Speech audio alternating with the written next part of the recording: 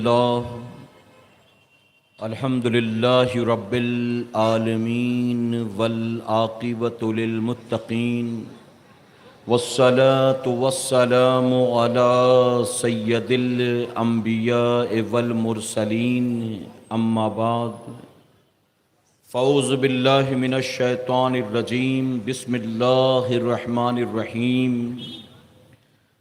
وما ارسلناک الا رحمۃ للعالمین صدق اللہ مولانا العلی العظیم۔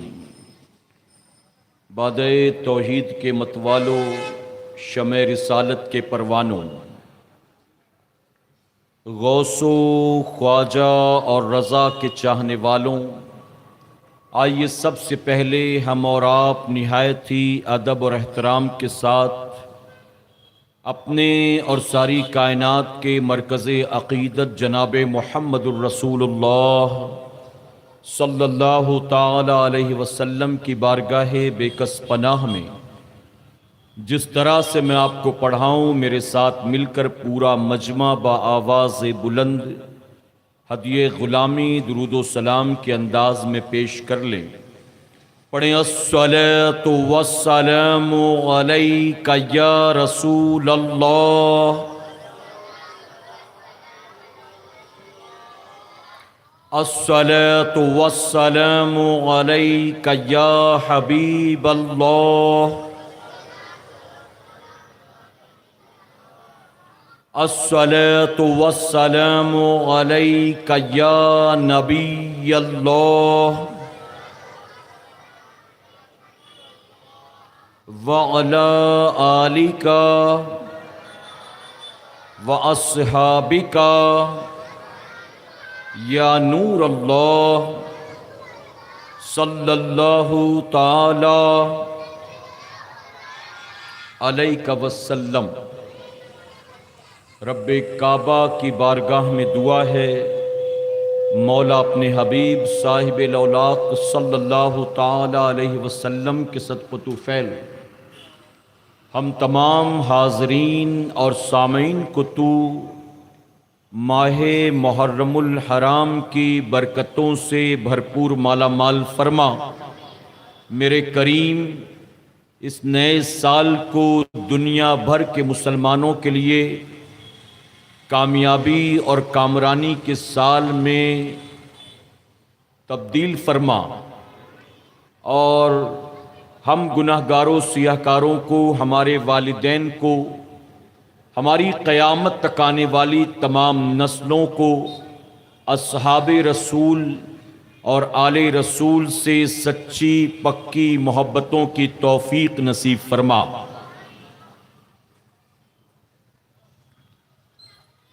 جا زندگی مدینے سے جھونکے ہوا کے لا، جا زندگی مدینے سے جھونکے ہوا کے لا، شاید حضور ہم سے خفا ہیں منا کے لا۔ کچھ ہم بھی اپنا چہرہ و باطن سنوار لیں، کچھ ہم بھی اپنا چہرہ و باطن سنوار لیں، بو بکر سے وہ آئینے عشق و وفا کے لا۔ اور دنیا بہت ہی تنگ مسلمان پہ ہو گئی، دنیا بہت ہی تنگ مسلمان پہ ہو گئی، فاروق کے زمانے کے نقشے اٹھا کے لا۔ اور محروم کر دیا ہمیں جن سے نگاہ نے، محروم کر دیا ہمیں جن سے نگاہ نے، عثمان سے وہ زاویے شرم و حیا کے لا۔ اور مغرب میں مارا مارا نہ پھر اے گدائے علم، مغرب میں مارا مارا نہ پھر اے گدائے علم، دروازے علی سے تو خیرات جا کے لا۔ اور باطل سے دب رہی ہے پھر امت رسول کی، باطل سے دب رہی ہے پھر امت رسول کی، باطل سے دب رہی ہے پھر امت رسول کی، منظر ذرا حسین سے کچھ کربلا کے لا، منظر ذرا حسین سے کچھ کربلا کے لا۔ شاید حضور ہم سے خفا ہیں منع کلا، اور وہ دسوں جن کو جنت کا مژدہ ملا، وہ دسوں جن کو جنت کا مژدہ ملا، اس مبارک جماعت پہ لاکھوں سلام۔ میرے پیارے آقا علیہ الصلوۃ والتسلیم کے پیردیوانوں، وعدے کے مطابق انشاءاللہ آج میں آپ کے سامنے سیدنا صدیق اکبر رضی اللہ تعالیٰ عنہ اور سیدنا عمر فاروق اعظم رضی اللہ تعالیٰ عنہ کی شان بیان کروں گا اپنے شعور کے مطابق۔ اللہ تبارک تعالیٰ اپنے ان محبوب کے غلاموں سے ہمیں سچی پکی محبتوں کی توفیق نصیب فرمائے۔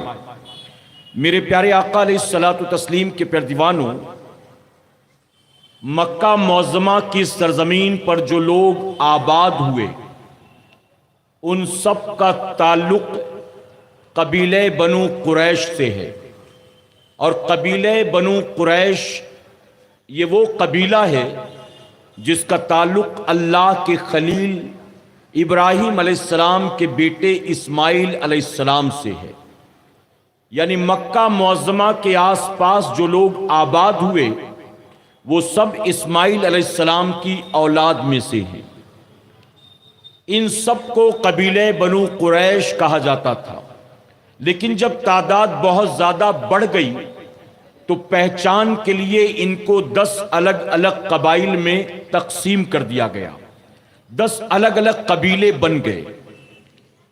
سیدنا صدیق اکبر رضی اللہ تعالیٰ عنہ کا تعلق قبیلہ بنو تیم سے ہے، اور سیدنا عمر فاروق اعظم رضی اللہ تعالیٰ عنہ کا تعلق قبیلہ بنو عدی سے ہے۔ میرے پیارے آقا علیہ الصلوۃ والتسلیم کے پیردیوانوں، سیدنا صدیق اکبر رضی اللہ تعالیٰ عنہ کا کپڑے کا کاروبار تھا، اور سیدنا عمر فاروق اعظم رضی اللہ تعالیٰ عنہ کا اونٹوں کو پالنے کا کاروبار تھا۔ اگر آج کے دور میں ہم دیکھیں تو پوری دنیا میں مسلمانوں کی تعداد لاکھوں کروڑوں سے بڑھ کر اربوں خربوں تک پہنچ چکی ہے۔ آپ جانتے ہیں نا، آج پوری دنیا میں مسلمان اربوں خربوں کی تعداد میں ہیں۔ میرے پیارے آقا کے پیردیوانوں، اگر میں آپ سے پوچھنا چاہوں کہ سب سے آخر میں مسلمان کون بنا، اس کا نام آپ جانتے ہیں؟ اگر میں آپ سے پوچھوں کہ اس سے پہلے کون مسلمان بنا، آپ جانتے ہیں؟ اگر میں آپ سے پوچھوں کہ امریکہ کا پہلا مسلمان کون، آپ جانتے ہیں؟ افریقہ کا پہلا مسلمان کون، آپ جانتے ہیں؟ ہندوستان کا پہلا مسلمان کون، آپ جانتے ہیں؟ تو آپ یہ نام نہیں بتا سکیں گے، لیکن اگر آپ سے یہ میں پوچھوں کہ حضور کے ہاتھوں پر سب سے پہلے کلمہ کس نے پڑھا، تو پوری دنیا کے مسلمان جواب دیں گے کہ وہ سیدنا صدیق اکبر رضی اللہ تعالیٰ عنہ ہیں۔ یعنی آج اربوں خربوں کی تعداد میں مسلمان، ہم ان کے بارے میں نہیں جانتے، لیکن جو سب سے پہلا مسلمان ہے اس کے بارے میں پوری دنیا جانتی ہے۔ میرے پیارے آقا کے پیردیوانوں، اگر آپ اوپر سے گنتی شروع کریں تو صدیق اکبر سب سے پہلے مسلمان ہیں، اور اگر الٹی گنتی شروع کریں تو وہ بھی جا کر صدیق اکبر ہی پر ختم ہونے والی ہے۔ سیدنا صدیق اکبر کی شان اللہ اکبر۔ میرے پیارے آقا کے پیردیوانوں، میرے نبی کے قدم جہاں پڑ گئے، اللہ نے قرآن مقدس میں اس زمین کی، اس مٹی کی قسم یاد فرمایا ہے۔ حضور کے قدم، اور وہ بھی کون سے قدم؟ جس میں حضور نے نالین پاک پہن رکھا تھا، تو وہ نالین والے نبی کے قدم جس زمین پر پڑ گئے، اللہ نے قرآن میں اس مٹی کی قسم کو یاد فرمایا ہے۔ آج جہاں میرے آقا آرام فرما ہیں، یعنی حضور کا جسم انور زمین کے جس حصے سے ملا ہوا ہے، آپ کو ہر مکتبہ فکر کے علماء یہ کہیں گے کہ زمین کا وہ حصہ جو ہے وہ صرف ساری زمین سے افضل نہیں ہے، وہ سارے آسمان سے افضل نہیں ہے، وہ ساری جنتوں سے افضل نہیں ہے، بلکہ فرمایا گیا کہ نبی کا جسم انور زمین کے جس حصے سے لگا ہے، زمین کا وہ حصہ جو ہے عرش اعظم سے بھی افضل ہے، اللہ کے عرش سے بھی افضل ہے۔ اب یہاں دو مٹیوں کا ذکر کیا میں نے، ایک مٹی جس سے نبی کے نالین لگے، اللہ قرآن میں اس کی قسم یاد فرمائے، اور ایک وہ مٹی جہاں نبی کا جسم لگے، وہ مٹی عرش اعظم سے بھی افضل ہو۔ اب صدیق اکبر اور عمر فاروق اعظم کے بارے میں کیا بیان کروں؟ ارے میرے آقا فرماتے ہیں زمین کی جس مٹی سے میرے جسم کو بنایا گیا ہے، میری خاک بشری کو تیار کیا گیا ہے، اسی مٹی سے اللہ نے صدیق اکبر اور عمر فاروق اعظم کے جسم کو تیار کیا ہے۔ نبی کا جسم جہاں لگے اسے فرمایا گیا کہ وہاں کی مٹی آسمانوں سے بھی افضل، جنت سے بھی افضل، عرش اعظم سے بھی افضل۔ تو جس نبی کے جسم کی مٹی سے صدیق اکبر بنے ہوں، عمر فاروق اعظم بنے ہوں، آپ سوچیں کہ ان کا مقام کتنا بلند و بالا ہوگا۔ نبی فرماتے ہیں انسان کو جہاں کی مٹی سے پیدا کیا جائے گا، بعد مرنے کے اس کو وہیں پر دفن کیا جائے گا۔ آپ پوری زندگی رہے بامبے میں، لیکن موت کا وقت آیا تو آپ گاؤں پہنچ گئے۔ ایک آدمی پوری زندگی رہا اپنے ملک میں، لیکن مدینے پہنچا تو وہاں اس کا انتقال ہو گیا۔ آپ نے سنا ہے کہ نہیں سنا ہے؟ ایسی کئی باتیں اکثر سننے میں آتی ہیں، رہا تو پوری زندگی فلاں جگہ، لیکن موت اس کو کھینچ کر وہاں لے گئی۔ آخر وجہ کیا ہے؟ آقا فرماتے ہیں زمین کے جس حصے کی مٹی سے انسان کا جسم تیار کیا جاتا ہے، مرنے کے بعد اسی مٹی میں اس کو دفن کیا جائے گا۔ اب آپ بتائیں کہ میرے نبی کے پہلو میں جہاں صدیق اکبر آرام فرما ہیں، عمر فاروق اعظم آرام فرما ہیں، ان کو دیکھنے کے بعد نبی کے فرمان پر غور کریں تو یہ بات واضح ہو جاتی ہے، یقیناً یہی وہ جگہ ہے کہ جہاں کی مٹی سے اللہ نے اپنے حبیب کے جسم کو بنایا ہے، اور اسی مٹی سے اللہ نے صدیق اکبر اور عمر فاروق اعظم کے جسم کو بنایا ہے۔ نبی فرماتے ہیں آسمانوں پر میرے دو وزیر ہیں اور زمین پر میرے دو وزیر ہیں۔ آسمانوں کے وزیر کون؟ فرماتے ہیں جبرائیل اور میکائیل، یہ آسمان کے وزیر ہیں۔ اچھا وزیر کس کا ہوتا ہے؟ کسی محتاج و مجبور کے پاس تو نوکر بھی نہیں ہوتا۔ وزیر کس کے پاس ہوتے ہیں؟ وزیر تو بادشاہوں کے پاس ہوتے ہیں۔ نبی فرماتے ہیں آسمان پر میرے دو وزیر ہیں اور زمین پر میرے دو وزیر ہیں۔ گویا نبی نے بتا دیا ایمان والوں کو کہ تمہارا نبی وہ ہے جس کی بادشاہت آسمان پر بھی چلتی ہے اور زمین پر بھی چلتی ہے۔ اب تمام مکتب فکر کے علماء سے پوچھو، آسمان پر جتنے فرشتے ہیں، دو چار نہیں ہیں، ان گنت ہیں، جتنے فرشتے ہیں ان فرشتوں میں سب سے افضل کون سے فرشتے ہیں؟ تو جواب ملے گا جبرائیل ہیں، میکائیل ہیں۔ میرے پیارے آقا کے پردوانوں، تو جو عرش والوں میں سب سے افضل تھے نبی اللہ نے اپنے حبیب کے وزیر ان دونوں کو بنا دیا، اور جو زمین والوں میں سب سے افضل تھے اللہ نے زمین پر ان دونوں کو اپنے حبیب کا وزیر بنا دیا۔ آقا فرماتے جبرائیل اور میکائیل آسمان پر میرے وزیر ہیں، ابو بکر اور عمر زمین پر میرے وزیر۔ میرے پیارے آقا کے پیردوانوں، ایک مرتبہ میرے آقا تشریف لا رہے تھے۔ حالانکہ میں کسی شخصیت پر بولتا ہوں تو حسب نسب، اس کا کنبہ قبیلہ، والد و والدہ، اس کا جو بھی لقب ہے وہ ساری چیزیں ترتیب وار، لیکن آج دو بزرگوں کا ذکر کرنا ہے اور پہلے مجھے دیر ہو چکی ہے، اس لیے میں آپ کو سیدھے اپنے عنوان کی طرف لے چل رہا ہوں، تیزی سے اہم باتیں سمجھانے کی کوشش کر رہا ہوں۔ میرے پیارے آقا کے پیردوانوں، ایک مرتبہ حضور اکرم صلی اللہ علیہ وسلم تشریف لا رہے تھے۔ آپ کے دائیں جانب صدیق اکبر تھے، بائیں جانب عمر فاروق اعظم تھے۔ صحابہ مسجد نبوی شریف میں موجود تھے۔ جب صحابہ نے میرے آقا کو غلاموں کے ساتھ اس شان سے آتا ہوا دیکھا، آنکھیں ٹھنڈی ہو گئی عاشقوں کی، مسکرانے لگے۔ آقا قریب آتے ہیں اور قریب آ کر مسکرا کر فرماتے ہیں ایک مرتبہ ایک بار پھر ایسا ہوگا جیسے آج ہم ساتھ ساتھ چل رہے ہیں، تم پھر دیکھو گے ہم اسی طرح ساتھ ساتھ چل رہے ہوں گے۔ صحابہ عرض کرتے ہیں آقا وہ موقع کب آئے گا جب اس طرح سے کہ آپ کو تینوں کو ساتھ چلتا ہم دیکھیں گے۔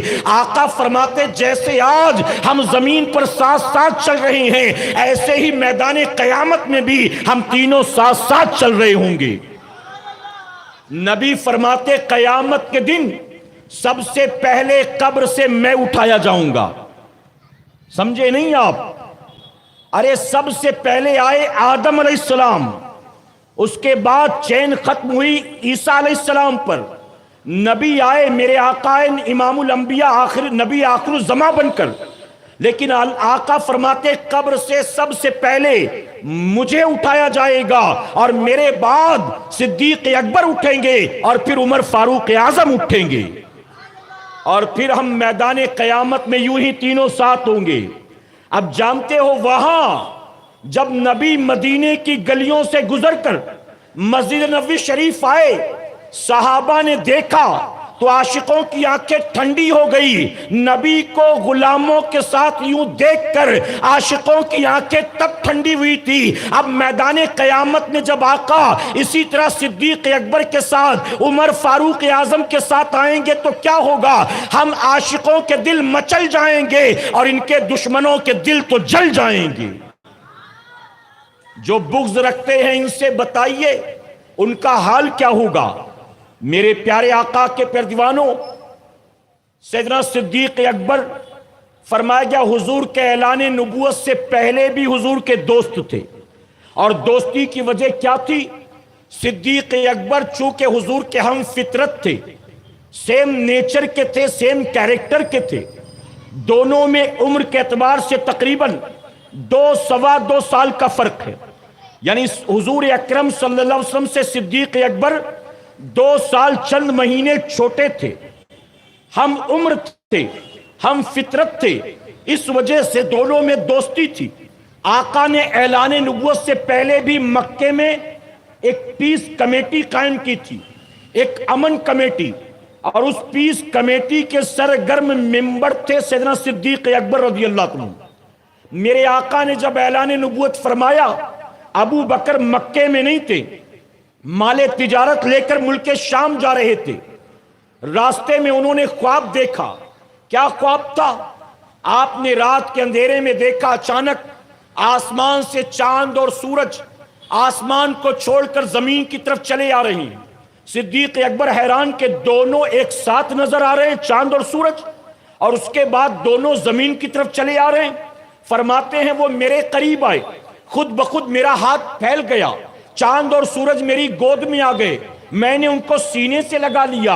اب جیسے ہی سینے سے لگایا کلیجے کو ٹھنڈک پہنچی، آنکھ کھل گئی۔ کہتے فوراً میں گیا اور گرجا گھر کے راہب کو تلاش کیا، میں نے اس پادری سے پوچھا میں نے ایسا ایسا خواب دیکھا ہے، تو مجھے خواب کی تعبیر بتا دے۔ تو جانتے اس راہب نے تعبیر کیا بتایا ہے؟ اس نے تعبیر بتانے سے پہلے کہا اے نوجوان بتا تو کہاں کا رہنے والا ہے؟ آپ فرماتے میں مکے کا رہنے والا ہوں۔ اس نے کہا کہ وہ مکہ جو کھجوروں کا شہر ہے؟ آپ نے فرمایا ہاں وہی مکہ۔ اس نے کہا کہ نام کیا ہے؟ آپ نے فرمایا میرا نام ابو بکر ہے۔ اس نے کہا کہ کاروبار کیا کرتے ہو؟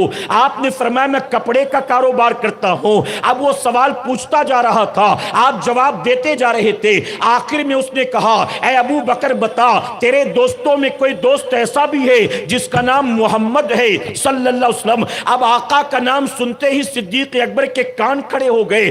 آپ فرماتے ہاں ہاں وہ تو میرے سب سے قریبی دوست ہیں، وہ تو میرے بچپن کے دوست ہیں، آخر تو ان کو کیسے جانتا ہے؟ تو وہ راہب کہنے لگا اے ابو بکر وہ جو تیرے دوست ہیں نا وہ صرف تیرے دوست نہیں ہیں، وہ تو اللہ کے بھی محبوب ہیں۔ اور اے ابو بکر سن لے، اگر ان کو پیدا کرنا مقصد نہ ہوتا اللہ ساری کائنات کو پیدا نہ کرتا۔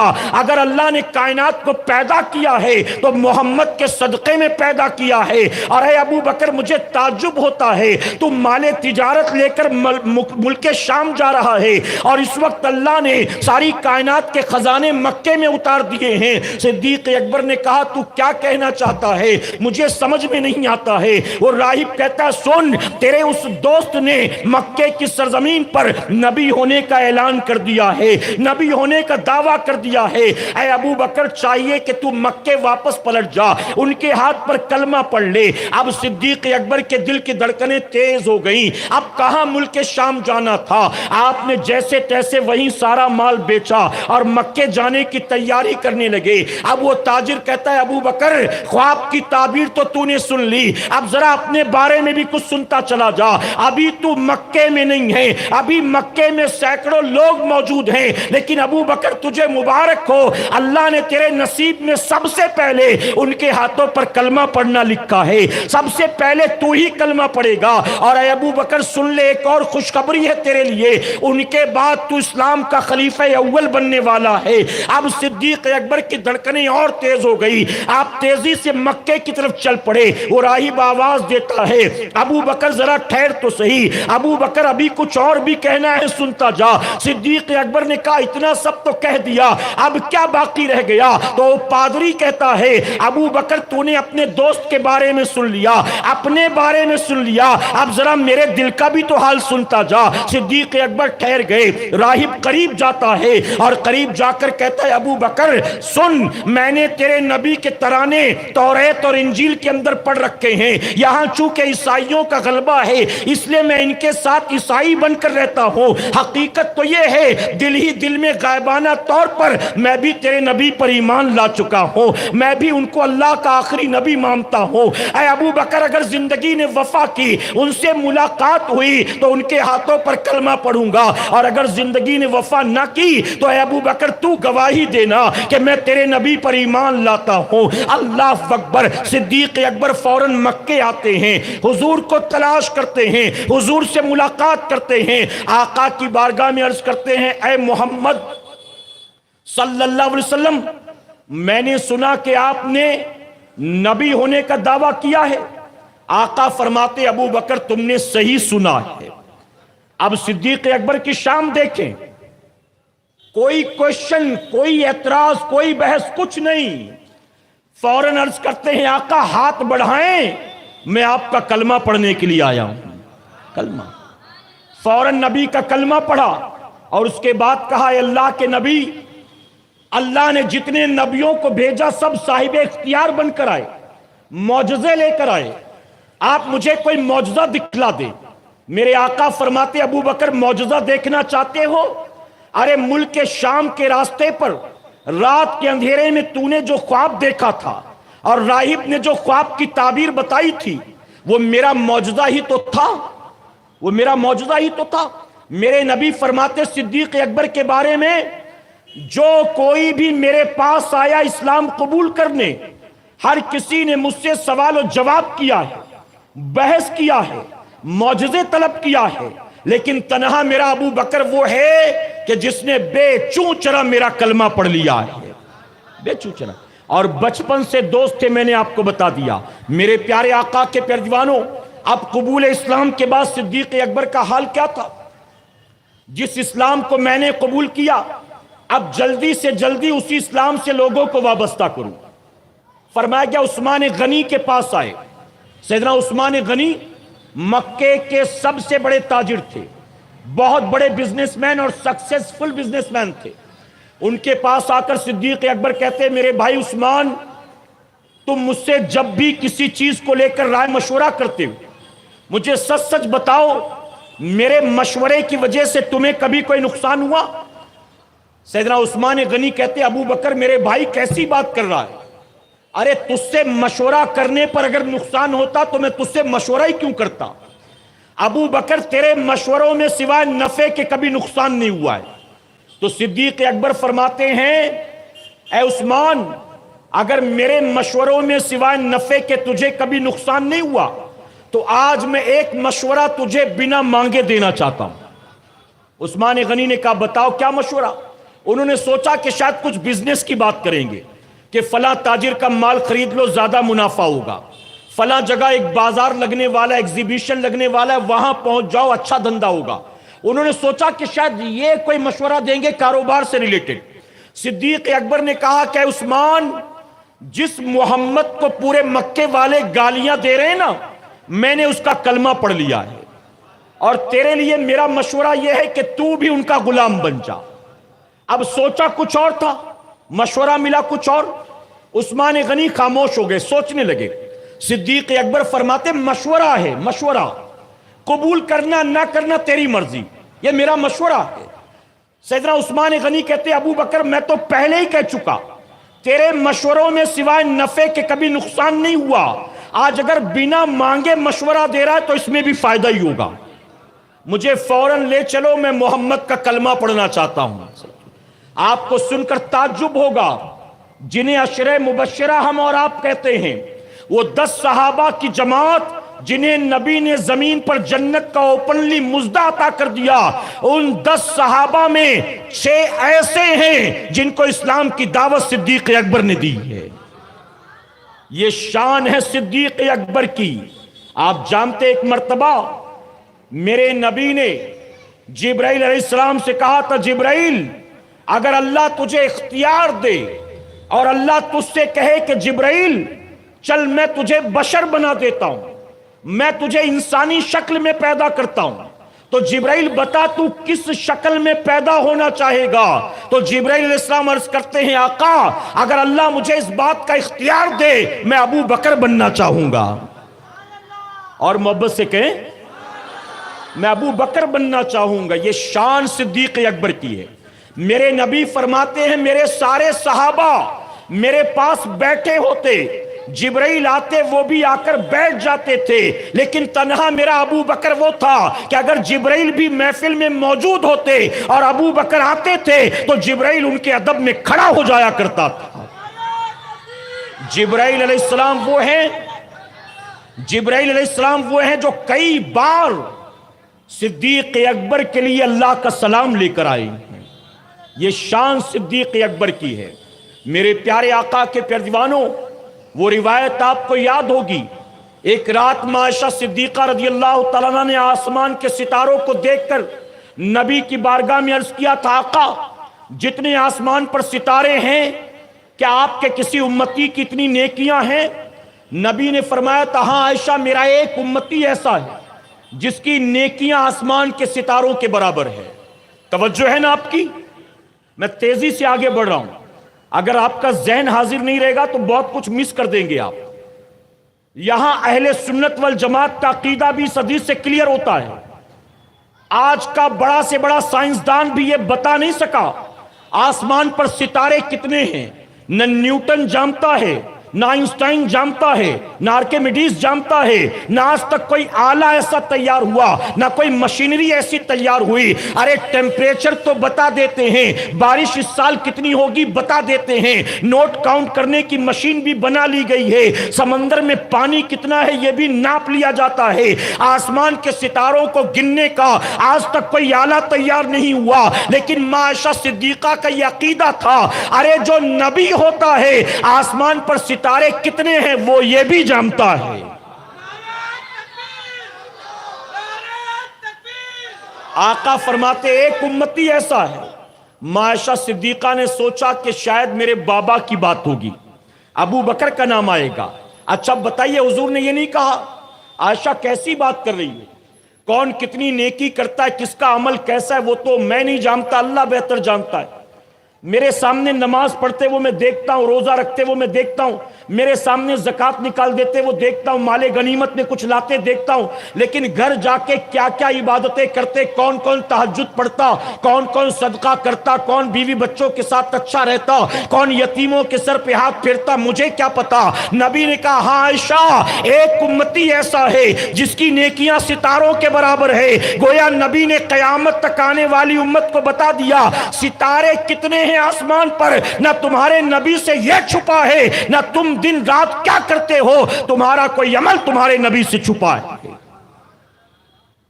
آپ نے سوچا شاید میرے والد کا نام لیا جائے گا، عرض کرتی ہی آقا وہ کون ہے؟ آقا فرماتے وہ میرا عمر ہے۔ امید تھی کہ نام آئے گا بابا کا، نام آیا عمر بن خطاب کا، آپ کا چہرہ مرجھا گیا۔ نبی نے فرمایا حمیرہ کس بات نے تیرے دل کو دکھایا ہے، کس بات نے؟ اب بتائیے ان کا نام کیا تھا؟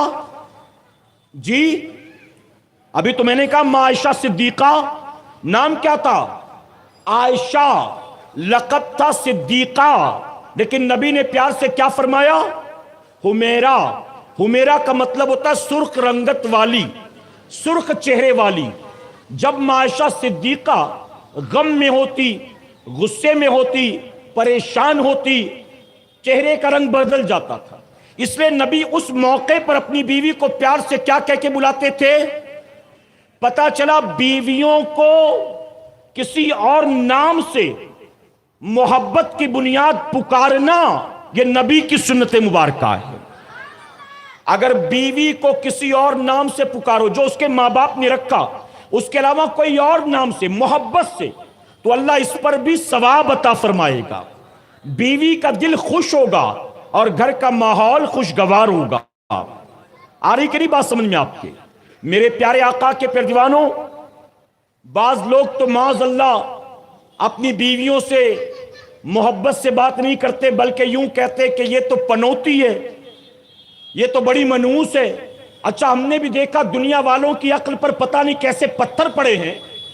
अगर किसी की बेटी ब्याह कर आपके घर आई और आपके घर में कोई 69 साल का, 72 साल का, 75 साल का बूढ़ा मरीज था और आपके घर बहू आने के 2-4 दिन के बाद उसका इंतकाल हो गया, तो फिर आपस में बातें शुरू हो जाती कि लगता है कि बहू के पैर अच्छे नहीं हैं, उसके आते ही फलां का इंतकाल हो गया। यानी अगर वो नहीं आती तो ये कयामत तक जिंदा रहते, इनको मौत ही नहीं आती कभी उसके आने से। अरे माज़अल्लाह सुम्मा माज़अल्लाह, कैसा मुसलमान है तू? जिंदगी मौत पर कुदरत तेरी बहू रखती है कि परवरदिगार रखता है? अच्छा, उसकी जगह कोई और आई होती, उसकी जगह कोई और आया होता, तो क्या वो जिंदा रहते हमेशा के लिए? वो तो इतनी उम्र को पहुंच चुके थे, बीमार थे, बिस्तर पर थे, आज नहीं तो कल इंतकाल होना ही होना था। लेकिन लोग फौरन कनेक्शन जोड़ देते कि लगता है बहू के पैर अच्छे नहीं है, जबकि उस बेचारी का, वो तो बुढ़े को देखा भी नहीं है उसने, उसका तो कोई लेना देना नहीं, अभी तो घर में सबको जानती भी नहीं है, लेकिन उसी के सर ये जिहालत है। हमें इससे निकलना है क्योंकि हम ईमान वाले हैं कि इंशाअल्लाह। अच्छा, हम अंगूठी पहनते हैं एक पत्थर वाली, ये सोच करके हुजूर की सुन्नत है। 4.25 माशा चांदी की एक अंगूठी और उसमें भी एक पत्थर लगा हो, 9 रत्न नहीं, एक पत्थर, ये समझकर इस नियत से पहनो कि हुजूर की सुन्नत है। ये सोचकर ना पहनो कि इस पत्थर से बरकत होगी, इस पत्थर से मुसीबत टलेगी, ये पत्थर बड़ा लकी होता है, इस पत्थर से बिगड़े काम बन जाएंगे माज़अल्लाह। अरे ईमान वाले होकर अंगूठी के पत्थर से तूने अपना अकीदा लगा रखा है कि माज़अल्लाह इसके जरिए नफा नुकसान होगा। अरे अपने नबी को देख, नबी तुझे पत्थरों से हटाने आए थे और तू आज जाकर फिर पत्थरों से जुड़ रहा है, फिर कह रहा है ये पत्थर नफा बख्श है, ये नुकसान वाला है माज़अल्लाह। मेरे प्यारे आका के प्यारे दीवानों, तो आका ने फरमाया, हुमेरा किस बात ने तेरे दिल को दुखाया? अर्ज करती, आका मैंने समझा आप मेरे बाबा का नाम लेंगे, आप उमर की बात कर रहे हैं। अगर उमर की नेकी सितारों के बराबर है तो फिर मेरे बाबा की नेकी का क्या? आका फरमाते हैं, आयशा उमर की तमाम नेकियां मेरे अबू बकर की एक नेकी पर कुर्बान। उमर की तमाम नेकियां एक मर्तबा। अच्छा, आपसे तो सुभान अल्लाह भी नहीं बोला जा रहा है, मैं आपको बताऊं, आप ना बोलो, लेकिन मेरा ईमान है कि अल्लाह के फरिश्ते इस वक्त सुभान अल्लाह कह रहे होंगे। अरे अबू बकर और उमर वो हैं, उस्मान गनी और मौला अली वो हैं कि इनकी शान बयान करो, इसको सुनना खुद मेरे नबी को पसंद है। एक मर्तबा मेरे आका ने सिद्दीक अकबर से फरमाया, अबू बकर हमने तेरी जवानी देखी है, हमने तेरा बुढ़ापा देखा है, हमने तुझे मक्के में भी देखा, मदीने में भी देखा। अबू बकर हमने तेरा बचपन नहीं देखा, हमें अपने बचपन की कोई बात बता, बचपन की। पता चला अबू बकर के बचपन के वाकयात सुनना नबी को पसंद है, तो इसीलिए मिलाद के मौके पर हम हुजूर का बचपन बयान करते हैं। जब अबू बकर के बचपन के वाकयात नबी को प्यारे हैं तो यकीनन नबी के बचपन के वाकयात मेरे मौला को प्यारे हैं। अब सिद्दीक अकबर बयान करते हैं सहाबा की महफिल में, क्या फरमाते हैं? अर्ज करते, आका में 4 साल का बच्चा था। कितने साल का? 4 साल का बच्चा था। एक मर्तबा मेरे वालिद अबू कहाफा मेरी उंगली पकड़कर मुझे मक्के के बुत खाने में ले गए और मुझसे कहा कि अबू बकर बड़ा हो गया है, अब बड़ा हो गया है, کبھی کبھی یہاں آیا کر، یہ ہمارے معبود ہیں، ان کی پوجا کیا کر، ان کو خوش کرنے کی کوشش کیا کر۔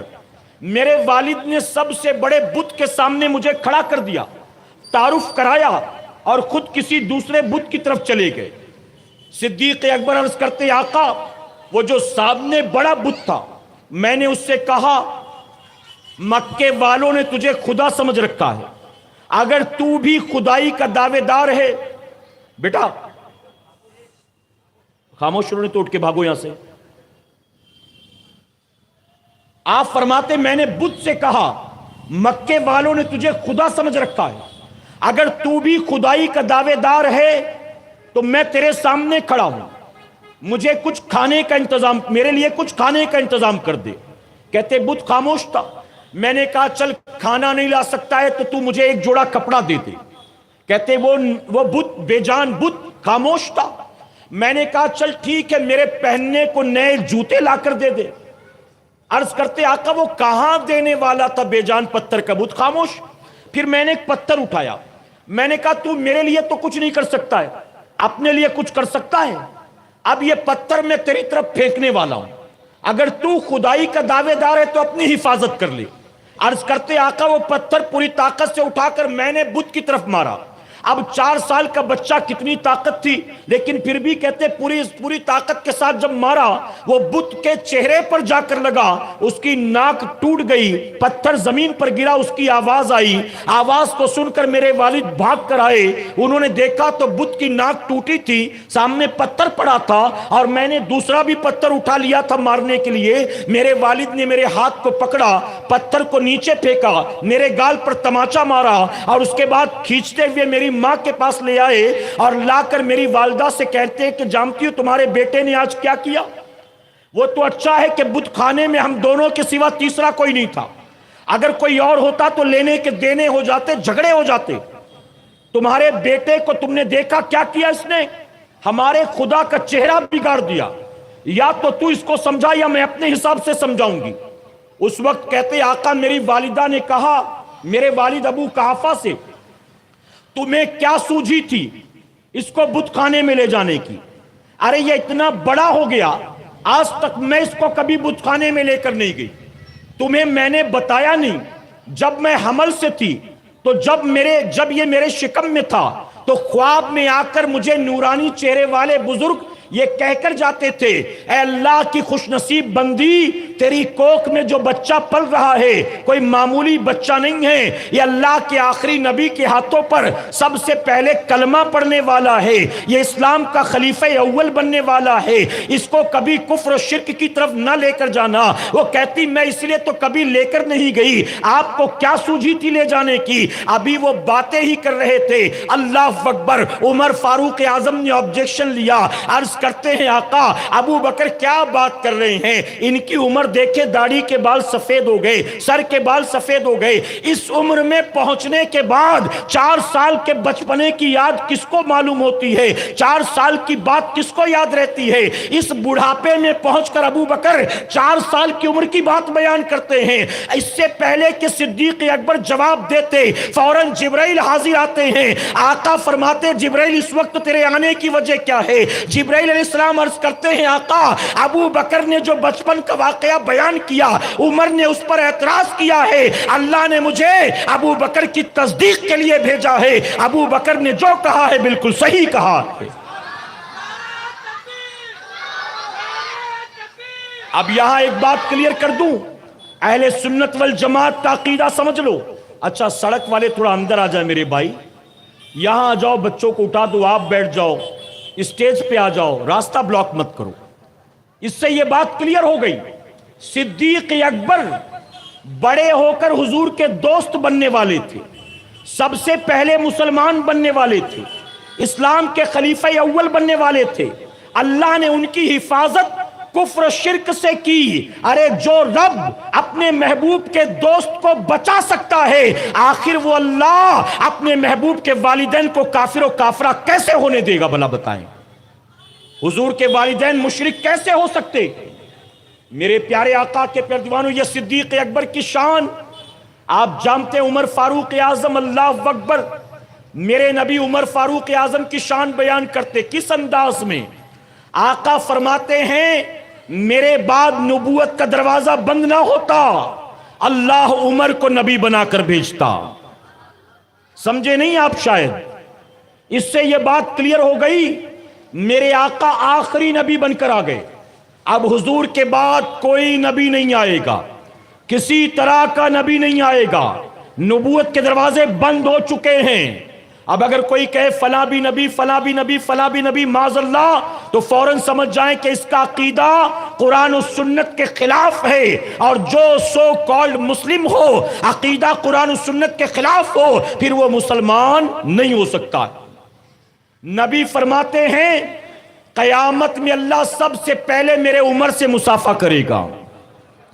نبی فرماتے ہیں عمر کو دیکھ کر شیطان راستہ بدل کر بھاگ جاتا ہے۔ نبی فرماتے ہیں عمر کی شان اللہ اکبر، آقا فرماتے عمر کی زبان سے حق بولتا ہے۔ آپ جانتے ایک مرتبہ جبرائیل علیہ السلام حضور کی بارگاہ میں حاضر ہوئے، سارے صحابہ موجود تھے، عمر فاروق اعظم غیر حاضر۔ جبرائیل عرض کرتے ہیں آقا تھوڑی دیر میں آپ کی محفل میں عمر آنے والے ہیں۔ کوئی نئی بات تو تھی نہیں، حضور نے ریاکٹ نہیں کیا۔ پھر عرض کرتے ہیں آقا کچھ دیر میں آپ کی محفل میں عمر بن خطاب آنے والے ہیں۔ حضور سمجھ گئے کہ جبرائیل کچھ کہنا چاہ رہے ہیں۔ آقا نے فرمایا جبرائیل تم عمر کے بارے میں اور کیا جانتے ہو؟ توجہ ہے آپ کی؟ آقا فرماتے جبرائیل تم میرے عمر کے بارے میں اور کیا جانتے ہو؟ جبرائیل علیہ السلام عرض کرتے ہیں آقا زمین والے آپ کے عمر کو اتنا نہیں جانتے، آسمان والے جتنا آپ کے عمر کو جانتے ہیں۔ نبی نے فرمایا جبرائیل کچھ اور تعریف کرو عمر کی، کچھ اور بتاؤ۔ پتا چلا عمر کی تعریف سننا نبی کو پسند ہے۔ آقا فرماتے جبرائیل عمر کے بارے میں کچھ اور بتاؤ، تو جبرائیل علیہ السلام عرض کرتے ہیں آقا اگر میں نوح علیہ السلام کی عمر لے کر آؤں، آپ جانتے ہیں نوح علیہ السلام کی عمر کتنی تھی؟ 1000 سال سے زیادہ۔ عرض کرتے ہیں آقا اگر میں نوح علیہ السلام کی عمر لے کر آؤں اور آپ کے عمر کی تعریف کرنی شروع کر دوں، وہ عمر تو ختم ہو سکتی ہے لیکن عمر کی تعریف ختم نہیں ہو سکتی۔ یہ عمر فاروق اعظم کی شان اور یہی وجہ ہے۔ اب دو آخری باتیں اجازت ہے آپ کی۔ یہی وجہ ہم کہتے غریب نواز کا گنبد تو دیکھا ہوگا آپ نے، اگر پوچھوں کہ کیسا ہے تو بتا دو گے کہ سفید سفید ہے، دھولا گنبد ہے۔ اگر پوچھوں کہ غوث اعظم کا گنبد تو وہ بھی بتا دو گے، مخدوم ماہمی کا گنبد کیسا تو وہ بھی بتا دو گے، مخدوم کچوچا صابر پاک کا گنبد تو وہ بھی بتا دو گے۔ ارے ان سارے بزرگوں کے گنبد تو جانتے پہچانتے ہو، لیکن ابو بکر اور عمر کے مزار کا گنبد جانتے ہو کون سا ہے؟ وہ جو تمہارے نبی کی مزار کا گنبد ہے وہی تو صدیق اکبر اور عمر فاروق اعظم کی مزار کا گنبد ہے۔ نبی کو اتنے پیارے تھے، نبی نے کہیں جانے نہیں دیا، پہلو میں سلا لیا ہے، پہلو میں۔ اور قیامت کے دن ایک ایک کر کے یوں ہی قبر سے اٹھیں گے۔ جانتے ہو مولا کائنات مولا علی کرم اللہ وجہ الکریم فرماتے ہیں ایک دل میں دو چیزیں ایک ساتھ جمع نہیں ہو سکتی ہیں۔ اب بہت غور سے سنیے گا، عقیدے کی بات بیان کرتا ہوں۔ وہ دو چیزیں کیا ہیں؟ مولا کائنات فرماتے ہیں ایک دل میں میری محبت، ابو بکر اور عمر کی عداوت ایک ساتھ جمع نہیں ہو سکتی ہے، یا تو تینوں کی عداوت ہوگی یا تو تینوں کی محبت ہوگی۔ وہ جو مجھ سے محبت کرے ان سے عداوت رکھے، یہ ہو ہی نہیں سکتا کہ اس کے دل میں میری محبت ہے۔ پتا چلا اللہ کا احسان ہے، اللہ نے ایسے بدبختوں میں پیدا نہیں کیا، اللہ نے خوش عقیدہ سنی مسلمان کے گھر پیدا کیا۔ ہمارے دل میں جتنا مولا علی کی محبت ہے اتنا ہی نبی کے ان غلاموں کی محبت ہے۔ اب آخری بات اجازت ہے آپ کی، بہت غور سے سنیے گا، عقیدے کی بات ہے۔ میرے پیارے آقا کے پیارے دیوانوں، 1,24,000 صحابہ اکرام میں اگر کوئی نام نہاد مسلمان کسی صحابی کی گستاخی کرے، کسی صحابی کو معاذ اللہ برا بھلا کہے، تو اس کو بدعقیدہ کہیں گے، بد دین کہیں گے، گمراہ کہیں گے، گستاخ کہیں گے، لیکن اہل سنت والجماعت کا یہ فیصلہ ہے کہ حضور کے 2 صحابی ایسے ہیں، اگر ان کی کوئی گستاخی اور بے ادبی کرے تو وہ گمراہ نہیں کہلائے گا، وہ کافر کہلائے گا۔ اور وہ 2 کون ہیں؟ وہ شیخین کی ذات ہے، اور شیخین کون ہیں؟ وہ صدیق اکبر ہیں اور عمر فاروق اعظم۔ جو مسلمان بنا وہ عزت والا بن گیا، لیکن ہمارے عمر تو وہ ہیں کہ جن کے بارے میں نبی دعا کرتے، اللہ عمر کے ذریعے اسلام کو عزت عطا فرما، عمر کے ذریعے اسلام کو قوت عطا فرما۔ وہ سیدنا عمر فاروق اعظم کی شان، اللہ اکبر۔ اللہ اپنے حبیب پاک کے صدقے ہمیں اور آپ کو اہل بیت سے اور نبی کے صحابہ سے سچی پکی محبتوں کی توفیق عطا فرمائے۔ درمیان گفتگو مجھ سے جانے انجانے میں کوئی غلطی خامی رہ گئی، آپ سب کو گواہ بنا کر سچے دل سے توبہ کرتا ہوں۔ رب میری توبہ قبول فرمائے اور ہماری محفل پاک کو اللہ قیامت میں ہمارے لیے، ہمارے والدین کے لیے بخشش اور نجات کا ذریعہ بنائے۔ وما علینا الا البلاغ۔ میرے پیارے آقا کے پیارے دیوانوں، کل سے انشاءاللہ سنی دعوت اسلامی کے ایک بہترین عالم دین مولانا عبد المجید نجمی صاحب قبلہ، جو اس وقت پونا کی سرزمین پر تحریک سنی دعوت اسلامی کے ذمہ دار ہیں اور وہاں پر مدرسہ، مکتب، امامت، تحریک کے کام، بہت ساری ذمہ داریاں سنبھال رہے ہیں۔ کل سے ان کا ترتیب وار خطاب ہوگا انشاءاللہ۔ سیدنا عثمان غنی مولائے کائنات، پھر جو ہے اہل بیت اطہار، اور پھر کربلا کے واقعات انشاءاللہ ترتیب وار آپ سنیں گے۔ آپ سے گزارش ہے اسی محبت و ذوق و شوق کے ساتھ آپ وقت کا خیال رکھتے ہوئے آتے رہیں۔ میرے پیارے آقا کے پیارے دیوانوں، کل میں نے گزارش کی تھی لیکن شاید آپ تیاری کے ساتھ نہیں آئے تھے۔ آج پھر میں آپ سے گزارش کرتا ہوں، اب چونکہ آج میری آپ سے ملاقات ہوئی ہے، اب اس کے بعد کل سے میں یہاں وہاں کہیں اور رہوں گا، آپ سے ملاقات مشکل ہے، لیکن گزارش کرتا ہوں آپ ہر سال جس طرح بڑھ چڑھ کر اس کار خیر کا حصہ بنتے تھے، آپ اہل بیت کے نام پر، شہدائے کرب و بلا کے نام پر اپنی حلال روزی کا مال اس سال بھی انشاءاللہ پیش کریں گے، اس یقین کے ساتھ نفس پر خرچہ نہیں کر رہا ہوں، اللہ کے حبیب کی آل پر خرچہ کر رہا ہوں۔ تو نیاز کا انتظام ہو، چاہے منڈپ میں آپ کا پیسہ لگے، چاہے کرسی میں آپ کا پیسہ خرچ ہو، چاہے ساؤنڈ میں پیسہ خرچ ہو، یہ سارا کا سارا مال شہدائے کرب و بلا کے نام پر خرچ ہوگا۔ تو آپ سے گزارش ہے کہ بڑھ چڑھ کر تعاون کریں گے انشاءاللہ۔ کہ میں نے پوچھا کتنا کلیکشن ہوا تو بڑی مایوسی ہوئی سن کر، حالانکہ بہرام باغ والوں کا یہ معاملہ نہیں ہے اور اب فضیلت بتانے کا موقع بھی نہیں ہے، لیکن میں کہتا ہوں جتنے لوگ ہیں، نہ دے سکے 1000 روپیہ، نہ دے سکے 500 روپیہ، کوئی بات نہیں، روزانہ جیب میں 11 روپے ڈال کے آیا کرو اور نبی کی آل کے نام پر روزانہ 11 ہی جھولی میں ڈال دو۔ آپ اگر یہ 11 روزانہ ڈالو گے، 10 دن کی محفل کے بعد کتنا ہوگا جی؟ ارے بڑا حساب کتاب کچا ہے آپ کا یار، 110 روپے تو ہوں گے نا، بہت زیادہ تو نہیں ہوں گے۔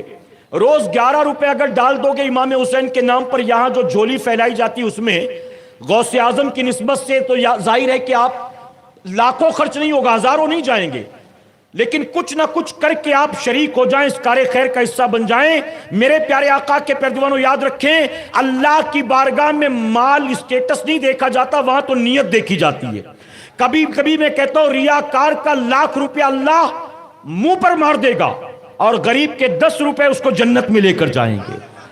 تو امام علی مقام کے نام پر، شہدائے کرب و بلا کے نام پر جو کچھ ہو سکے، اور یہ بھی سن لیں میں ایک بار نہیں 1000 بار بولوں، دے گا وہی جس کو اللہ توفیق عطا فرمائے گا، اور توفیق بھی اللہ اس کو دے گا جس کا مال اللہ کے نام پر قبول ہونے والا ہوگا۔ بیٹا میں نیچے رکھ دینا،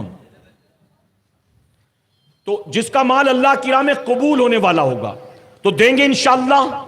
میرے پیارے آقا کے پیارے دیوانوں جانے لگیں تو مکتب موجود ہے، مکتب پر تحفہ نوری، رزق میں برکت کے لیے، کوئی کام نہیں بنتا تو اس میں آسانی کے لیے، رشتوں کے معاملے میں کوئی رکاوٹ ہے تو غیبی مدد کے لیے، چھوٹے بچے جو رات کو سو کر اٹھتے ہیں، روتے ہیں، بستر پر پیشاب کر دیتے ہیں، ان کے لیے تحفہ نوری بہت فائدہ مند ہے۔ ہماری بہنیں بھی لیں، آپ بھی لیں۔ میں اس کا اعلان اس لیے کر رہا ہوں، حالانکہ ہم دعا تعویذ وغیرہ نہیں کرتے، اس کا اعلان اس لیے کر رہا ہوں کیونکہ آج دعا تعویذ کے لیے لوگ مکاروں کے پاس پہنچ جاتے ہیں، ٹھگوں کے پاس، دھوکے باز، جس کو کلمہ نہیں آتا وہ بھی بابا بنا بیٹھا ہوا ہے۔ بتائیے نا، ہم اس کی لکھی ہوئی تعویذ یہاں دے رہے ہیں مکتب پر، جس کی ولایت کا ڈنکا پوری دنیا میں بج رہا ہے۔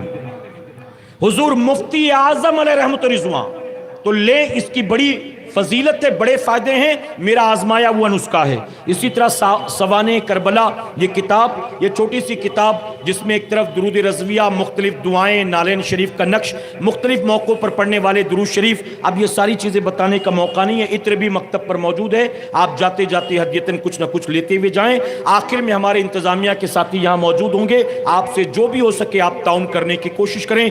आज से ये प्रोग्राम यहाँ से लाइव भी रिले होगा। जो लोग अपने घर में या किसी रिश्तेदार को बताना चाहते हैं, हमारे साथी से लिंक वगैरह लेकर जाएं या यूट्यूब चैनल का नाम लेकर जाएं, सब्सक्राइब भी करें ताकि इसके जरिए उन तक भी यहां का पैगाम बासानी पहुंच सके। और आप जानते हैं कि आखिरी शब में अभी तो फकीर आएंगे, बाद में हमारे अमीर आएंगे इंशाअल्लाह। अल्लाह सबको अमल की तौफीक अता करे। अस्सलामु अलैकुम व रहमतुल्लाहि व बरकातहू। सलातो सलाम के लिए खड़े हो जाएं, दुरूद शरीफ पढ़ने की मर्तबा। अल्लाहुम्मा सल्लि अला सय्यदिना व मौलाना मुहम्मदिन। अल्लाहुम्मा सल्लि अला सय्यदिना व मौलाना मुहम्मदिन। मुस्तफ़ा जान रहमत पे लाखों सलाम, शम्अ बज़ में हिदायत पे लाखों सलाम। शहर यार ताजदार हरम, शहर यार ताजदार हरम, नौबहार शफाअत पे लाखों सलाम। अल्लाहुम्मा सल्लि अला सय्यदिना व मौलाना मुहम्मदिन। अल्लाहुम्मा सल्लि अला सय्यदिना व मौलाना मुहम्मदिन। हम गरीबों के आप बेहद दुरूद, हम फकीरों की सरवत पे लाखों सलाम। दूर नज़दीक के सुनने वाले वो कान कान लाल करामत पे लाखों सलाम। पतली पतली गुले खुद की पत्तियां, उन लबों की नज़ाकत पे लाखों सलाम। एक मेरा ही रहमत में दावा नहीं, शाह की सारी उम्मत पे लाखों सलाम। काश महशर में जब उनकी आमद हो और भेजे सब उनकी शौकत पे लाखों सलाम। मुझसे खिदमत के कुदसी कहें हर रज़ा, मुझसे खिदमत के कुदसी कहें हर रज़ा। मुस्तफ़ा जान रहमत पे लाखों सलाम। अल्लाहुम्मा सल्लि अला सय्यदिना व मौलाना मुहम्मदिन। अल्लाहुम्मा सल्लि अला सय्यदिना व मौलाना मुहम्मदिन व बारिक व सल्लिम। अल्लाहुम्मा सल्लि अला सय्यदिना व मौलाना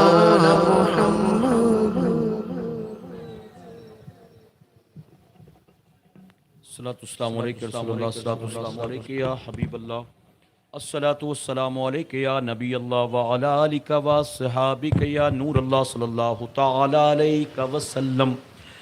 रब्बना आतिना फिद दुनिया हसनतम व फिल आखिरति हसनतम व क़ीना अज़ाबन नार व क़ीना अज़ाबल क़ब्र व क़ीना अज़ाबल हश्र व क़ीना अज़ाबद दैन व क़ीना अज़ाबद दारैन।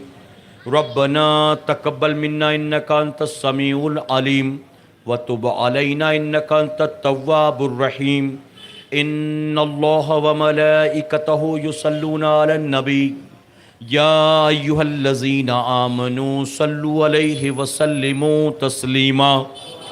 अल्लाहु रब्बु मुहम्मदिन सल्लल्लाहु अलैहि वसल्लम, नहनु इबादु मुहम्मदिन सल्लल्लाहु अलैहि वसल्लम। सुब्हान रब्बिक रब्बिल इज़्ज़ति अम्मा यसिफून व सलामुन अलल मुरसलीन वल्हम्दुलिल्लाहि रब्बिल आलमीन। बहक़ ला इलाहा इल्लल्लाह मुहम्मदुर रसूलुल्लाह सल्लल्लाहु तआला अलैहि वसल्लम। मेरे प्यारे आका अलैहिस्सलातु तस्लीम के प्यारे दीवानों, 10:30 बजे इंशाअल्लाह जमात होगी ईशा की। जिन हजरात ने नहीं पढ़ा है वो ज़रूर वहाँ पर ईशा की नमाज जमात के साथ अदा कर लें। साथ ही वीरा देसाई रोड पर जो हमारा सेंटर है